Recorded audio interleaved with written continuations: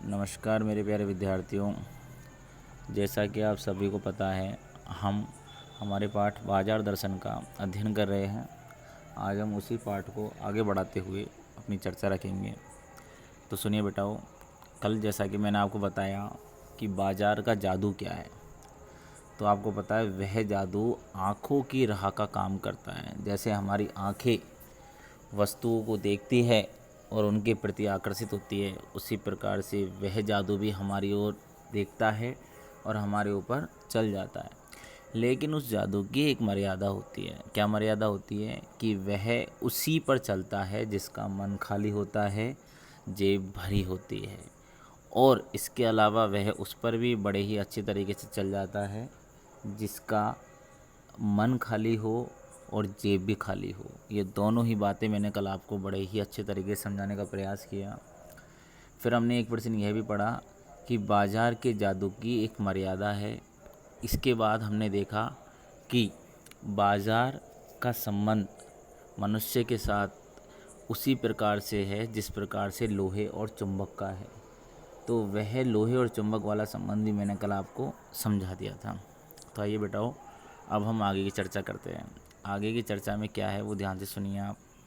Yes, पर उस जादू की जकड़ से बचने का एक सीधा उपाय है।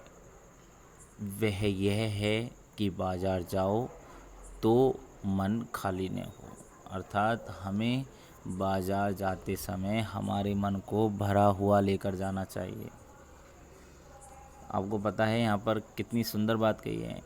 यहाँ पर आपके इस सवाल ने आपका बहुत बड़ा प्रश्न हल कर दिया कि हमें बाज़ार कब जाना चाहिए, कैसे जाना चाहिए। हमें बाज़ार तब जाना चाहिए जब हमें किसी चीज़ की आवश्यकता है, और हमें बाज़ार एक लक्ष्य लेकर के जाना चाहिए। ओके, तो आगे सुनिए बेटाओ। मन खाली हो तब बाज़ार न जाओ। और बाज़ार कब नहीं जाना चाहिए बेटाओ? जब हमारा मन खाली हो। कहते हैं कि लू में जाना है तो पानी पीकर जाना चाहिए। जिस तरीके से पानी पीकर हम लू में जाएंगे तो पानी पीने के कारण से लू का लूपन भार ही रह जाएगा, अर्थात लू हमारे ऊपर प्रभाव नहीं जमा पाएगी। उसी प्रकार से अगर हमारे मन में लक्ष्य होगा तो बाजार का जादू हमारे ऊपर किसी भी प्रकार से नहीं चल पाएगा। आगे सुनिए बेटाओ। मन लक्ष्य में भरा हो तो बाजार भी फैला का फैला ही रह जाएगा। अगर आपका मन लक्ष्य में भरा है तो आपके सामने बाजार पूरा फैला की फैला रह जाएगा। तब वह घाव बिल्कुल नहीं दे सकेगा बल्कि कुछ आनंद देगा। तब बाजार तुमसे कृतार्थ होगा क्योंकि तुम कुछ न कुछ सच्चा लाभ उसे दोगे। अर्थात तब तुम्हारा बाज़ार भी धन्यवाद करेगा। अर्थात बाज़ार को जब तुम लाभ दोगे तो बाज़ार भी तुमसे क्या हो जाएगा बेटा? कृतार्थ हो जाएगा। आगे सुनिए, कितनी सुंदर बात बताइए। देखिए कि कुछ न कुछ सच्चा लाभ उसे दोगे तो ही होगा। तो बाज़ार की असली कृतार्थता किस में है? बाज़ार तुम्हारे प्रति असली आभार प्रकट कब करता है? जब तुम बाज़ार को आवश्यकता के समय काम लेते हो। अर्थात बाज़ार जाते समय अगर हमारे मन में लक्ष्य है और हमने आवश्यक चीज़ों को ही बाज़ार से ख़रीदा है तो बाज़ार हमारे प्रति अपनी कृतार्थता को प्रकट करेगा, अर्थात हमारे प्रति अपना आभार प्रकट करेगा। तो इस तरीके से कवि ने इस पैराग्राफ के अंदर क्या बताया है कि बाज़ार जाओ तो मन में लक्ष्य लेकर जाओ।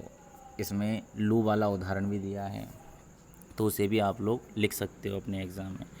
देखो, प्रश्न बहुत सुंदर तरीके से चल रहे हैं। कुछ बच्चे ऐसे हैं जो अभी तक लगातार मेहनत कर रहे हैं, और कुछ बच्चे ऐसे हैं जो थक गए हैं, अब वो आगे नहीं बढ़ सकते। क्योंकि क्या होता है बेटाओ, कुछ बच्चों की सीमा होती है यहाँ तक दौड़ लगाने की, और कुछ बच्चों की सीमा होती है यहाँ तक दौड़ लगाने की। तो जो बच्चे यहाँ तक दौड़ लगाते हैं वो क्या है, स्लो मोशन में पढ़ते हैं और धीरे धीरे सभी चीज़ों को क्लियर करते चलते हैं। लेकिन जो यहाँ तक पढ़ाई करते हैं ना, वो यहाँ तक बड़ी तेज़ी से भागते हैं और यहाँ आकर के पुनः यहाँ आकर के बैठ जाते हैं, क्योंकि उनकी क्षमता केवल यहीं तक सीमित है। अब वो यहाँ पर इसीलिए परिणाम को प्राप्त नहीं कर पाते। तो अभी मैं भी होमवर्क वाले बच्चों का अगर उस ग्रुप में लिस्ट बना करके नाम दूँ तो आपको पता है कितने विद्यार्थी ऐसे हैं जिनका नाम मैं अपने ग्रुप में लिख सकता हूँ। लेकिन आपको पता है ज़बरदस्ती कभी किसी को मेहनत नहीं कराई जा सकती। सब विद्यार्थी आज सीनियर हो चुके हैं, 12th क्लास में पढ़ रहे हैं, हमारी स्कूल की हमारी कक्षा की सबसे बड़ी कक्षा में पढ़ रहे हैं। इन बच्चों को मोटिवेशन करने का एक ही माध्यम है कि ये स्वयं अपने आप को मोटिवेट करें। इसलिए मैं आपसे बिल्कुल भी ये नहीं कहूँगा कि आप अपना होमवर्क समय पे करें। जो समझदार विद्यार्थी है वह, मुझे पता है, सुबह जागता है, जाग करके अपना लक्ष्य बनाता है, 8 बजे अपनी कॉपी पेन लेके बैठ जाता है, 1:30-2 बजे तक जब तक क्लासें चलती है तब तक क्लासों पे रेगुलर वीडियो देखता है, उसके बाद अपना होमवर्क पूरा करता है, उसके बाद ही वह आराम करता है। तो एक तो ये विद्यार्थी होता है, और एक विद्यार्थी होता है कान में लीड लगा करके 5 मिनट वीडियो देख ली, 5 मिनट गाना सुन लिया, 5 मिनट आराम कर लिया, 5 मिनट घर का काम कर लिया। तो इस तरीके से पढ़ाई करने वाले विद्यार्थी, मुझे पता है, सफल नहीं हो सकते। केवल वो अपनी आवश्यकताओं को सामान्य रूप से पूरा कर सकते हैं, अर्थात अपने आप को पेशेंस दे सकते, धैर्य दे सकते हैं कि हम अभी नहीं कल पढ़ लेंगे। तो इस तरीके से सक्सेस नहीं बिठाओ। तो कोई बात नहीं, अब आप लोगों पे निर्भर करता है, आप लोग काम कर रहे हो नहीं कर रहे हो, मेहनत कर रहे हो नहीं कर रहे हो, परिणाम आपके सामने आ ही जाएगा कुछ दिनों में, कोई दिक्कत नहीं है।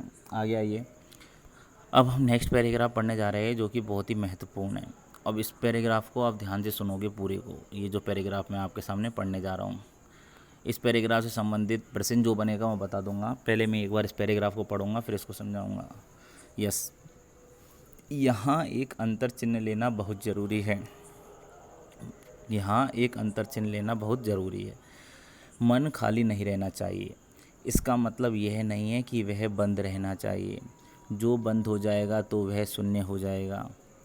अभी आपसे ऊपर क्या कहा था कि हमारा मन खाली नहीं रहना चाहिए। अगर हमारा मन खाली नहीं है तो इसका मतलब ये नहीं है कि आप मन को बंद कर दो। अगर मन को बंद कर दिया तो इसका भी नुकसान है, वो सुनिए आप, कि जो मन बंद हो जाएगा तो वह शून्य हो जाएगा, और शून्य होने का अधिकार बस परमात्मा का है।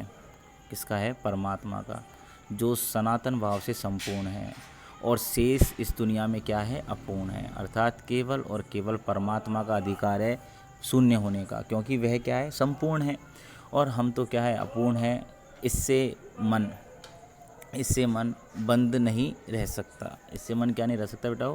बंद नहीं रह सकता। ऊपर ऊपर ऊपर ऊपर यूं है। हाँ, तो आगे सुनिए बेटाओ, आगे क्या बताया है कि शून्य होने का अधिकार बस परमात्मा का है, जो सनातन भाव से संपूर्ण है। शेष सब क्या है बेटाओ? अपूर्ण। इससे मन बंद नहीं रह सकता। सब इच्छाओं का निरोध कर लोगे, यह झूठ है। अपनी इच्छाओं को रोक लेना क्या है? झूठ है। और अगर इच्छा निरोध स्तप का ऐसा ही नकारात्मक अर्थ हो तो वह तप तो झूठ है। अगर आप इच्छाओं को रोक करके कोई तप कर रहे हो तो वह आपका तप क्या है बेटा? वो झूठ है। आगे क्या बताया है? वैसे तप की राह रेगिस्तान को जाती होगी, मोक्ष की राह वह नहीं है। ठाट देकर का अर्थ होता है ज़बरदस्ती मन को बंद कर रखना जड़ता है, और जड़ आप जानते हो निर्जीव चीज़ों की पहचान होती है।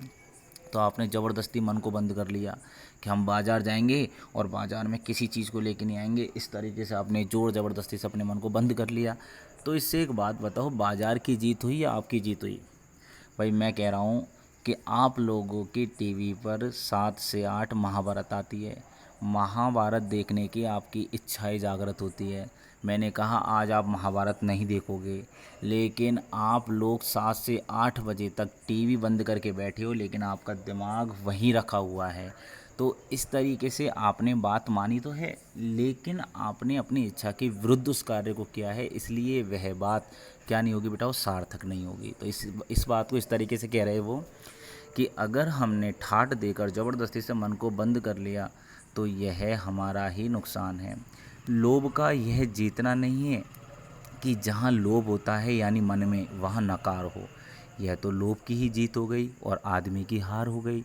अर्थात आपके मन में लोभ आ रहा है, लेकिन आप केवल और केवल दिखावे के लिए उस लोभ से बच रहे हो, तो यह लोभ की ही जीत हुई, आपकी हार हो गई।